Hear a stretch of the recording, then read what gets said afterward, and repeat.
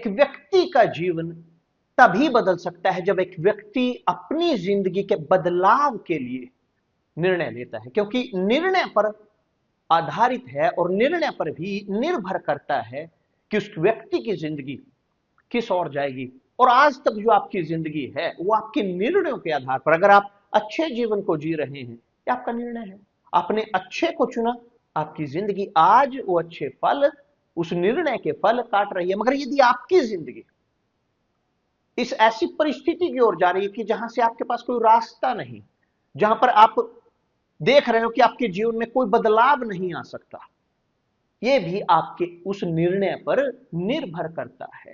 उदाहरण के तौर पर, हम अपने जीवन को बदलने के लिए, अगर आप ज्यादा वजन के हो, आप भारी हो और आप जो चाहे आप खाते रहो, जो आपकी इच्छा है, आप निर्णय नहीं लेते अपनी डाइट को बदलने का, तो आप किस प्रकार की जिंदगी जियोगे?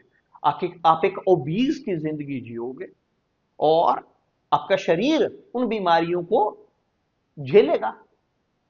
यह आपका निर्णय है, क्योंकि आपने वो निर्णय लिया है। और परमेश्वर भी यहां तक कि हमारे उस निर्णय में इंटरफियर नहीं करते। परमेश्वर हैं कि जो हमारे निर्णय का सम्मान करते हैं, मगर हमारे निर्णय के अनुसार हमारी जिंदगी होती है। और क्यों हम निर्णय के बारे में बात कर रहे हैं? क्योंकि आने वाले इस रविवार से हम सप्ताह में, उस सप्ताह में प्रवेश करने जा रहे हैं जो निर्णय का सप्ताह होगा। निर्णय कि आपके जीवन में बदलाव हो, आपकी जिंदगी परिवर्तित हो। और मैं चाहता हूं कि आप इस गवाही पर पूरा ध्यान दें, क्योंकि इस गवाही के माध्यम से आप जानोगे कि मायने नहीं रखता कि एक व्यक्ति की जिंदगी किस प्रकार है। आप देखोगे ये व्यक्ति विकलांग होते हुए भी उसने अपने निर्णय को लिया, अपनी शारीरिक परिस्थिति की ओर ना देखते हुए उसने परमेश्वर की ओर देखा, उनकी परिस्थिति की ओर देखा, और उसके निर्णय के कारण आज उसका जीवन देखिए किस प्रकार है। तो चलिए देखते हैं इस गवाही को, और उसके पश्चात हम लौटेंगे आप उन सब के लिए प्रार्थना करने के लिए कि जो ऐसी परिस्थिति में है कि जो अपना निर्णय नहीं ले सकते, जो अपने आप को कमजोर पाते हैं परिस्थितियों के सामने, मुश्किलों के सामने, जो अपने खुद पर, अपने निर्णयों पर नियंत्रण नहीं कर पाते।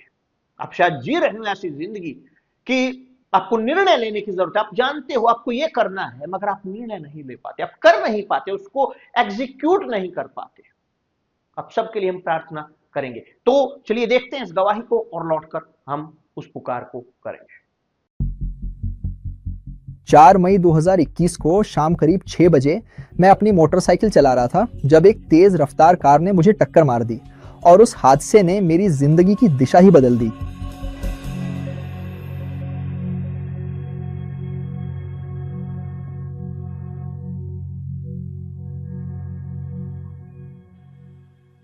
लेकिन उससे पहले मेरी जिंदगी में पूरी तरह से पागलपन भरी थी। मैं बहुत बुरी संगत में पड़ गया था, मैं नशे की लत में भी पड़ गया था। मुझे वो वक्त याद है जब हम एक पार्टी में गए थे। ऐसी एक पार्टी थी, हम पहुंचे थे। मैंने तो एयर कंडीशनर में इस्तेमाल होने वाली गैस तक सूंघी थी, वही गैस जो एस बडी को रिचार्ज करने के लिए इस्तेमाल होती है, और ये सब एक तरह के लांसर परफ्यूम की तरह था, समझ रहे हो ना। तो मैं कुछ अपराधी दुनिया के दोस्तों के साथ भी जुड़ गया था, यहां तक कि मैंने कुछ चोरी डकैती में हिस्सा भी लिया और माल भी लिया। और फिर एक घटना हुई जब मैं 16 साल का था, मुझे गिरफ्तार कर लिया गया। और ये मेरी फैमिली के लिए बहुत बड़ी शर्मिंदगी थी, क्योंकि तब तक मेरी माँ को सब पता चल गया था। मैं गलत संगत में पड़ गया था, लेकिन मेरी माँ को ये नहीं पता था कि मामला कितना गंभीर है। और उसके बाद मैं चला गया, तो ये मेरी माँ के लिए बहुत मुश्किल था। लेकिन मेरी माँ को परमेश्वर की तलाश करने के लिए जो प्रेरणा मिली, वो सारा दुख ही था। जब मैं चर्च पहुंची तो मैंने सीखा कि विश्वास का इस्तेमाल कैसे करना है। पास्टर ने मुझे जो भी सिखाया मैंने सब किया, चाहे वो सिर पर अभिषेक का तेल लगाना हो, मन्नतें मांगना हो, जो भी सामने आया मैंने सब किया। और जितनी ज्यादा मन्नतें मैंने मांगी उसने उतनी ही ज्यादा गलतियां की। मैंने उसके लिए 7 साल तक संघर्ष किया। बहुत सारी मुश्किलें थीं, लेकिन एक इस्राएल का अभियान था जिसमें मैंने सच में सब कुछ दांव पर लगा दिया। या तो सब कुछ या कुछ भी नहीं, बिल्कुल वैसे ही जैसे मैंने परमेश्वर से कहा था, या तो होगा या नहीं होगा। और वही मैंने वो इस्राएल का अभियान की, मैंने उसे सच में जिया। मैं उससे कहता था, देखो मैं कभी उस चर्च में कदम नहीं रखूंगा। मैंने उससे कहा, मैं कभी नहीं जाऊंगा, तुम वहां हो, मुझे बुला रही हो, तुम मेरे लिए ये सब कर रही हो, लेकिन मैं नहीं जाऊंगा। लेकिन असल में मेरे अंदर एक बहुत बड़ा खालीपन था, जिसे मैं झूठी दोस्तियों, नशे औरतों और पार्टियों से भरने की कोशिश करता था, और इनमें से कुछ भी उस खालीपन को नहीं भर सका। क्योंकि जब मैं अपने कमरे की 4 दीवारों के अंदर होता था तो सिर्फ परमेश्वर ही जानते हैं कि मैं अंदर से क्या झेल रहा था। मेरी ही तरह मैं बुरी तरह से भावनात्मक रूप से अस्थिर था, और मैं सिर्फ वैसे ही लोगों को अपनी ओर आकर्षित करता था, इसलिए मेरा कोई स्थिर रिश्ता भी नहीं था। मैं कभी किसी के साथ जुड़ जाता, कभी किसी और के साथ, और ये सिलसिला बढ़ता ही गया। जब मैं कुछ लोगों के करीब आया तो या तो मैंने उन्हें बहुत चोट पहुंचाई या फिर खुद ही आहत हो गया। और मेरी माँ ने इस इजराइल अभियान में हिस्सा लिया था। जितना ज्यादा वो मुझे बुलाती रहीं और जोर देती रहीं, मैं उतना ही मना करता रहा। एक समय ऐसा आया जब वो इतनी शांत हो गई, क्योंकि वो एक परमेश्वर की महिला है, कि उन्होंने मुझे बुलाना ही बंद कर दिया। और फिर मैं उसी एहसास के साथ रह गया, लेकिन उन्होंने मुझे बुलाया क्यों नहीं? मैंने कहा अब मैं जाना चाहता हूँ, अब मैं जाना। मैंने कहा लेकिन आपने मुझे मीटिंग में जाने के लिए बुलाया क्यों नहीं? अरे तुम कभी जाते ही नहीं। मैंने कहा नहीं, लेकिन अब अगली बार मैं जाना चाहता हूँ। मैं बिया के साथ गया। फिर 2020 में मैंने तय किया कि नए साल का स्वागत अपनी माँ के साथ चर्च में करूंगा, और तभी संदेश मेरे अंदर उतरने लगा। मैंने वचन सुनना शुरू किया, क्योंकि पहले जिन सभा में मैं सिर्फ जिद में गया था, वहां संदेश मेरे अंदर नहीं उतर पाया था, क्योंकि मैंने सुना ही नहीं, मैं सुनना ही नहीं चाहता था, मैं बदलना ही नहीं चाहता था। और जब मैंने समझना शुरू किया कि मुझे क्या करना है, कि मुझे पवित्र आत्मा चाहिए, कि मुझे अपने पुराने स्वरूप को दफनाना है, तो मैंने एक फैसला किया। और जब मैंने वो फैसला किया तो मैंने कहा मैं सब कुछ फेंक दूंगा। मैंने सब कुछ जंगल में फेंक दिया। मैंने फैसला कर लिया। मैंने कहा अब मैं इसे दफनाने जा रहा हूं। और उस रविवार ये एक फैसला था। मैंने बपतिस्मा लिया। मुझे याद है पास्टर ने वेदी पर बुलावा दिया, हमें वेदी के सामने बुलाया, और मुझे पता था कि मुझे पवित्र आत्मा चाहिए, क्योंकि अगर ऐसा नहीं हुआ तो मैं फिर से उसी जीवन में लौट जाऊंगा। इसलिए मैं वेदी के सामने गया, क्योंकि मुझे इसकी जरूरत थी। मैं इसके लिए बेताब था। मैंने कहा परमेश्वर आप जानते हैं, बाकी सभी बार मैंने कोशिश की और मैं कर नहीं पाया। प्रभु अगर आपने मेरी मदद नहीं की तो मैं फिर वही लौट जाऊंगा, और मुझ में हिम्मत नहीं होगी। मैं तलाश में था, मुझे नहीं पता था क्या प्रार्थना करूं। बस कहा पिता मैं यहाँ हूं और मुझे आपकी जरूरत है। मैं सच में पूरी तरह से बदलना चाहता हूं। और फिर मुझे इतनी गहरी निश्चितता हुई, और वो शब्द मेरे पास आए, तुम्हें इसे अपना बनाना होगा। तुम जानते हो कि तुम क्या जी रहे हो। परमेश्वर जानते हैं कि तुम क्या जी रहे हो, सबसे बढ़कर कोई और नहीं जानता, लेकिन तुम जानते हो। मैं वीधि पर गया और बोला, और तभी ये हुआ क्योंकि मैंने उसे अपना बना लिया था। उसी वक्त मेरे अंदर एक इतनी बड़ी ताकत आ गई। बस मुझे यही चाहिए था, क्योंकि उस पल मुझे बस यही चाहिए था, खुद को पवित्र आत्मा के साथ बंद कर लेना, उसे सुरक्षित रखना और खोना नहीं। मैं उस अनमोल खजाने को खोना नहीं चाहता था। और मेरे अंदर उसने ये गवाही दी, तुम मेरे लिए जो भी करना पड़ेगा मेरे बच्चे, तुम करोगे, चाहे जो भी हो। और उसी वक्त मुझे एक ऐसी शांति ने भर दिया, पहली निशानी शांति, जो मैंने बहुत समय से महसूस नहीं की थी। यहां तक कि एक दिन 4 मई को 2021 में जब मैं अपनी मोटरसाइकिल से काम से लौट रहा था, मैं मोटरसाइकिल चला रहा था और एक तेज रफ्तार कार ने मुझे टक्कर मार दी। मैं कार और मोटरसाइकिल के बीच फंस गया था, और इस हादसे में टक्कर के असर से मेरी रीढ़ की हड्डी आगे पीछे झूल गई, जैसे विप्लाश इफेक्ट होता है। और वहां मेरी 2 कशेरुकाएं टूट गईं। सिर्फ टूटी ही नहीं, बल्कि मेरी कशेरुकाएं चकनाचूर हो गईं और मेरी रीढ़ की नस दब गई। इसका नतीजा ये हुआ कि मुझे पैराप्लीजिया का निदान मिला। मेरे पास 2 विकल्प थे, या तो परमेश्वर को दोष दूं या उन पर भरोसा करूं, क्योंकि उस समय जब मैं गलत तरह की जिंदगी जी रहा था, बहुत सारी चीजें करता था। और हाँ, जटिल हालात जरूर आए, लेकिन कभी कोई हादसा या ऐसा कुछ नहीं हुआ था। और अब जब मेरे पास पवित्र आत्मा था, मेरी जिंदगी बदल रही थी, और अचानक मेरे साथ ये सब हो गया। मैं परमेश्वर को दोष देने का विकल्प चुन सकता था। प्रभु आपने ऐसा होने क्यों दिया? हर अपॉइंटमेंट पर मैं जाता था, उम्मीद करता था कि कोई डायग्नोसिस मिलेगा, डॉक्टरों या विशेषज्ञों से कोई अच्छी खबर मिलेगी। मुझे हमेशा एक ही जवाब मिलता था, आप फिर कभी चल नहीं पाएंगे। और पहली अपॉइंटमेंट, उसका मुझ पर बहुत असर हुआ। लेकिन जब मैं घर लौटा तो मैंने यहेजकेल की सूखी हड्डियों की घाटी वाली वचन पढ़ी। मैंने 30 दिनों का एक व्रत लिया। मैंने कहा प्रभु आप मुझे इससे बाहर निकालेंगे। आपने उस व्यक्ति को खड़ा किया था जो 38 साल से लकवाग्रस्त था। मैं यहाँ हूँ, अभी भी जवान हूँ। प्रभु आप मुझे इससे बाहर निकालेंगे, मुझे विश्वास है। तो ये सब चुका दिया जाएगा और खत्म हो जाएगा। और मैंने अपने रास्ते में आने वाली हर चीज के खिलाफ विद्रोह किया। इसके विपरीत मैं कभी भी बदतमीज नहीं था, लेकिन अंदर ही अंदर मैं खुद से कहता था नहीं, ऐसा नहीं हो रहा है। मैं इसे अंदर से अस्वीकार कर देता था, क्योंकि मुझे लगता था कि अगर मैंने इस तरह जीना सीख लिया, अगर मैंने इस जीवन को स्वीकार कर लिया, तो परमेश्वर मुझे कभी ठीक नहीं करेंगे। लेकिन एक समय ऐसा आया जब मैंने त्याग दिया और इस तरह प्रार्थना की, प्रभु आपकी इच्छा पूरी हो। और फिर मैंने परमेश्वर से बहुत ईमानदारी से प्रार्थना की, प्रभु अगर आप मुझे इस व्हीलचेयर में इस्तेमाल करना चाहते हैं तो आमीन, लेकिन अब मैं किसी पर बोझ नहीं बनूंगा और मैंने परमेश्वर से जो मांगा वो ये था कि मैं चाहता था कि मेरी आस्था सिर्फ मुझ पर निर्भर हो, दूसरों पर नहीं। और फिर जब वो बदलाव आया तो मैंने समझा कि मुझे खुद को पुनर्वासित करना है, कि मुझे अपनी आस्था और वो जज्बा जो मेरे पास इतनी सारी चीजों के लिए था उसे अपनाना है और इसे इस पुनर्वास में लागू करूं, इसे ऐसे इस्तेमाल करूं ताकि मैं दूसरों की मदद कर सकूं। तो एक साधन जिसने मेरी बहुत मदद की, जो पूरी तरह से आध्यात्मिक था लेकिन हमारी जिंदगी के हर क्षेत्र में लागू होता है, वो था समझना। पहली चुनौती, मैं बिस्तर पे था, मैंने बिस्तर पे अपनी फैमिली के साथ फोटो ली थी और सब कुछ वहीं था। और उस पल में जब मैं चाहता तो देर तक सो सकता था, कुछ चुनौतियां थीं जिन्होंने मुझे जल्दी उठने के लिए प्रेरित किया, अपनी पढ़ाई, अपना व्यक्तिगत विकास करने के लिए, मेरी आध्यात्मिकता, मेरी परमेश्वर से जुड़ाव। ऐसी चुनौतियां थी जिन्होंने मुझे पति बनना, एक सज्जन बनना सिखाया, ऐसी बातें जिनके लिए मैं तैयार हो रहा था, मुझे खुद नहीं पता था, लेकिन मैं उन्हें अभ्यास में ला रहा था। यहाँ तक कि मेरी सेहत, अपने वजन का ध्यान रखना, व्यायाम करना और बाकी सब कुछ। और 53 चुनौतियां पूरी करने और इस पुनर्वास से गुजरने के बाद एक समझदार इंसान अपने प्रेम जीवन में निवेश करता है और थेरेपी में भाग लेता है। उस पल तक मुझे कोई इच्छा महसूस नहीं हुई थी, लेकिन अचानक इस प्रक्रिया से गुजरते हुए वो इच्छा आ गई। मुझे लगता है कि खुद पवित्र आत्मा ने कहा, वहां जाओ और कैरो चिकोनेसे के लिए साइन अप करो। मैंने इस ऐप पर ये फोटो डाली। मेरी गोद में एक बाइबल थी जिसमें मैं पूरी तरह से दिख रहा था, व्हीलचेयर समेत सब कुछ, और एक छोटी सरल लेकिन ईमानदार पंक्ति के साथ कि मैं एक विश्वासु व्यक्ति हूं जो हर दिन अपनी सबसे अच्छी संस्करण बनने की कोशिश कर रहा है। और उस समय तक मैंने ऐप पर किसी से बात नहीं की थी। जनवरी 2023 में टाटुई की एक लड़की ने मेरी प्रोफाइल को लाइक किया। कुछ समय इंतजार करने के बाद मुझे लगा कि शायद किसी ने मुझे पसंद नहीं किया होगा, और फिर हम दोनों का मैच हो गया और आज वो मैच एक शादी में बदल गया है।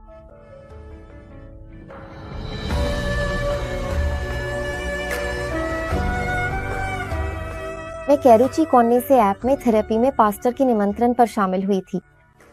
मैं पहले से ही सेमिनार में जा रही थी, पहले से ही समझदार प्यार के बारे में सीख रही थी। और मैंने कैरो ते कौन है सर ऐप ज्वाइन किया, सिर्फ इसलिए नहीं कि बाकी सब कर रहे थे, भले ही बहुत लोग उसमें शामिल हो रहे थे। मैंने एक मकसद के साथ ज्वाइन किया और मैंने परमेश्वर से कहा, मेरे पिता, उसे परफेक्ट होने की जरूरत नहीं है, लेकिन प्रभु आप जानते हैं मुझे क्या पसंद है। मुझे बस इतना चाहिए कि वो आपका आदमी हो, उसमें आपका चरित्र हो। और जब मैं ऐप में फिल्टर्स का इस्तेमाल कर रही थी और प्रोफाइल्स देख रही थी तो मुझे एक गिलहमी की प्रोफाइल मिली और वो बाकी प्रोफाइल से अलग थी क्योंकि बाकी सब प्रोफाइल्स में भी फिल्टर्स लगे थे, बहुत ज़्यादा जानकारी थी। और इसने मेरा ध्यान खींचा क्योंकि वो बहुत साधारण थी। वो वहाँ कुर्सी के साथ था, लेकिन ऐसा लगा जैसे मैंने कुर्सी देखी ही नहीं, मैंने सिर्फ उसकी अभिव्यक्ति देखी। ईमानदार, सरल, बस मूल बातें। वो ब्लूमेनाउ से तातुई तक पूरा सफर तय करके आया था।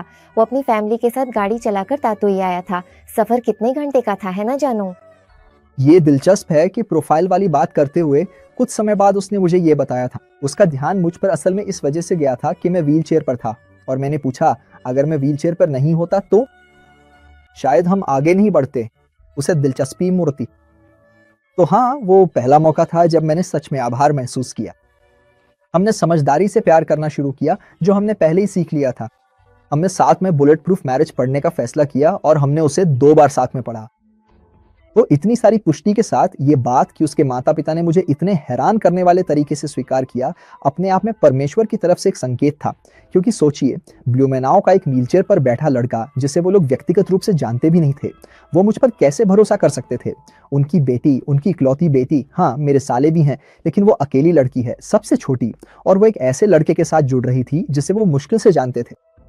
और वहाँ उन्होंने मुझे परिवार में एक अद्भुत तरीके से अपनाया। मैं समझने लगी कि असल में वो मुझसे भी ज्यादा आत्मनिर्भर है। अगर आप सोचें तो 18 जनवरी 2025 को हमारी शादी हुई। यही मेरे होम टाउन टाटुविन में हुआ था। वो अपने पूरे परिवार और ग्रीनमैन के साथ आया था। हमारा एक सपना था कि हम ग्रामाडो जाए। आज मैं पूरे विश्वास के साथ कह सकता हूँ कि पवित्र आत्मा के बाद वो सबसे बेहतरीन चीज थी जो परमेश्वर ने मुझे दी। वो एक ऐसी महिला थी जिसे परमेश्वर ने दिया था। आज वो सच में, वास्तव में मेरी असली सहायक है। और देखिए, परमेश्वर ने मेरी पत्नी को कौन सी नौकरी दी? बिल्कुल उसी कंपनी में जहां मैं 6 साल से हूं। परमेश्वर ने उसे मेरे साथ वहां रख दिया। वो आज मुझे ये खुशी है कि मैं उसके साथ काम पे जा सकता हूँ, उसके साथ काम कर सकता हूँ, उसके साथ काम से वापस आ सकता हूँ, मीटिंग्स में जा सकता हूँ और साथ में काम कर सकता हूँ। हम सब कुछ साथ में करते हैं। हम कॉलेज जाते हैं, हम साथ में कॉलेज के कोर्स कर रहे हैं। तो सच में हम सब कुछ साथ में कर रहे हैं। मैं हमेशा कहती हूँ कि परमेश्वर की योजनाएं हमारी योजनाओं से बड़ी होती हैं। असल में वो वही बेटी है जिसे मैंने परमेश्वर से मांगा था, जो अब मेरी बेटी की पत्नी बन गई है। मेरी बेटी के लिए उसे मेरी जिंदगी में बेटी बनकर आना था, एक दयालु, कोमल, प्यारी महिला जो उसे उसकी माँ से भी ज्यादा प्यार करेगी। यहाँ तक कि शादी में भी, शादी के वक्त ऐसे पल थे जब वहां सिर्फ मैं और परमेश्वर थे। मैंने तो बाकी लोगों को देखा ही नहीं। मैं बस यही कहती रही, हे परमेश्वर, आपने मुझे कितना चौंका दिया। देखिए प्रभु ने मेरे बेटे की जिंदगी में क्या किया है। अगर मैंने मांगा भी होता तो आज जितना अच्छा है उतना अच्छा नहीं होता। परमेश्वर ने हमारे जीवन में काम किया है। और अगर कोई मुझसे पूछे कि क्या मैं अपने पैर वापस चाहता हूँ, वही जिंदगी जो मैं पहले जीता था, तो मैं कहूंगा बिल्कुल नहीं। मैं अपनी जिंदगी में परमेश्वर की मर्जी चाहता हूँ। और आज व्हीलचेयर पर होना बस एक छोटी सी बात है। कभी कभी तो मैं खुद को भी उस नजरिए से नहीं देखता। असली अपंगता शरीर में नहीं होती, बल्कि दिमाग में पवित्र आत्मा की कमी में होती है। ये एक अलग तरह की ऐप थी, ऐसी ऐप जिसमें अंदर वाले भी जानते हैं कि वहाँ फिल्टर हैं। उसमें शामिल होने और उसका हिस्सा बनने के लिए एक पूरा स्टेप बाय स्टेप प्रोसेस है। और अगर वो ऐप नहीं होती तो भी परमेश्वर हमें मिलवा सकते थे, लेकिन किसने सोचा था टैटूइन से ब्लूमेनाउ तक मुझे उनसे मिलना कभी भी मुमकिन नहीं होता।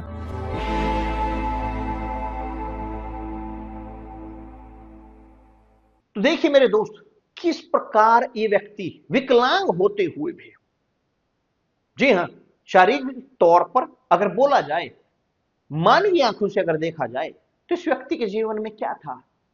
कुछ भी नहीं कि बोल सकते थे कि इसकी जिंदगी यहीं इस व्हील चेयर पर रहेगी और यहीं से आगे, यहां से कभी वो आगे नहीं बढ़ पाएगा। मगर देखिए परमेश्वर किस प्रकार इसकी जिंदगी को बदला। मगर कैसे, किस प्रकार? इसके एक निर्णय के कारण, जब इसने अपना समर्पण किया। और यहां पर वो उदाहरण मुझे याद आता है, वो दृष्टांत कि जो प्रभु यीशु ने बताया उस भटके हुए पुत्र का। वो भटका हुआ पुत्र, उसने निर्णय लिया अपने पिता के घर को छोड़ने का। उसने निर्णय लिया कि वो दूर दराज किसी और देश में जाए। और एक परिस्थिति आई उसके इस निर्णय की वजह से कि जो उसने वहां पर किया, अपने पूरी धन दौलत को उड़ाया। वो किसका निर्णय था? उसका खुद का। परमेश्वर नहीं थे या पिता नहीं था उसका कि जिसने ये निर्णय उसे कहे थे लेने के लिए। मगर एक समय आया कि उसे यहां तक कि सूरों का भोजन भी खाने तक को नहीं मिला। मगर बाइबल हमें बताती कि एक समय आया, उसने सोचा और निर्णय लिया कि अब मैं यहां से जाऊंगा अपने पिता के घर। और यही है उद्देश्य मेरे दोस्त, इस उद्देश्य हमारे अभियान का, सिय्योन पर्वत पर, कि आप लौटें अपने पिता के घर की ओर, लौटें परमेश्वर की ओर। कि जिस प्रकार वो भटका हुआ पुत्र लौटा, वो निर्णय उसके पिता का नहीं था, क्योंकि निर्णय मेरे दोस्त आपका व्यक्तिगत है। परमेश्वर नहीं है जो हमारे लिए निर्णय लेंगे। यदि आप अपना निर्णय लेते हो परमेश्वर की ओर लौटने का, वो है कि जो आपका बाहें फैलाकर स्वागत करने के लिए तैयार है। मायने नहीं रखता आप कौन हो, आपने क्या किया, मायने नहीं रखता अब तक यहां तक आपकी जिंदगी कैसे रही। बजाय परमेश्वर को दोषी ठहराने के, बजाय उन पर उंगली उठाने के, अपने निर्णय को चेंज करें, अपने निर्णय को लें, बदलें, ताकि परमेश्वर आपके जीवन को परिवर्तित कर सके। क्योंकि देखिए परमेश्वर ने किस प्रकार का कि यदि आप उन तक आओगे, अपनी वाचा उनके साथ आप स्थापित करोगे। न्यायियों की पुस्तक अध्याय 2 वचन 1 जो कहता है इस प्रकार, जो वाचा मैंने तुमसे बांधी है उसे मैं कभी ना तोड़ूंगा। परमेश्वर अपनी वाचा को किसी भी तरीके से आपसे नहीं तोड़ेंगे, मगर जरूरी है कि आप अपना निर्णय लें उनसे वाचा स्थापित करने का। और देखिए इस व्यक्ति का जीवन किस प्रकार परिवर्तित हुआ। आज एक खुशहाल जिंदगी वो जी रहा है, पवित्र आत्मा उसके अंदर है। और पवित्र आत्मा है कि जो आपको क्षमता देती है, सामर्थ्य देती है कि आप खुद पर जीत प्राप्त कर सको, आप अपने विचारों पर, अपनी भावनाओं पर नियंत्रण रख सको। जी हाँ, ये पवित्र आत्मा का एक फल है और यही उद्देश्य इस हमारे अभियान का। यदि आप अभी तक इसमें हिस्सा नहीं ले रहे, शायद आप यहां तक कि पिछले रविवार को आप वेदी के ऊपर गए हों, मगर आपने अपनी जिंदगी वहां नहीं सौंपी, आपने अपने जीवन को पूर्णतः वहां पर नहीं रखा। आप वहां प्रार्थना के लिए गए हो, पास्टर मेरे लिए प्रार्थना करेंगे, मगर आपने यदि अपना निर्णय सौंपने का नहीं लिया तो मेरे दोस्त अभी आपके पास अवसर है। कल आप जा सकते हो सभा में अपनी जिंदगी को वहां सौंपने के लिए। इस वक्त हम यहां पर प्रार्थना करेंगे, मगर आपकी ओर से निर्णय होने की आवश्यकता है। तो चलिए अपनी प्रार्थना करते हैं, अपना निर्णय लेते हैं कि परमेश्वर मेरा जीवन आपके हाथ में, मगर केवल मुंह से नहीं, केवल शब्दों के साथ नहीं, मगर अपने एक्शन के साथ। क्योंकि जब आप एक्ट करते हो, आप कार्य करते हो, आप क्रिया करते हो, परमेश्वर अपनी प्रतिक्रिया दिखाते हैं आपके उस एक्शन के प्रति। तो चलिए प्रार्थना करते हैं।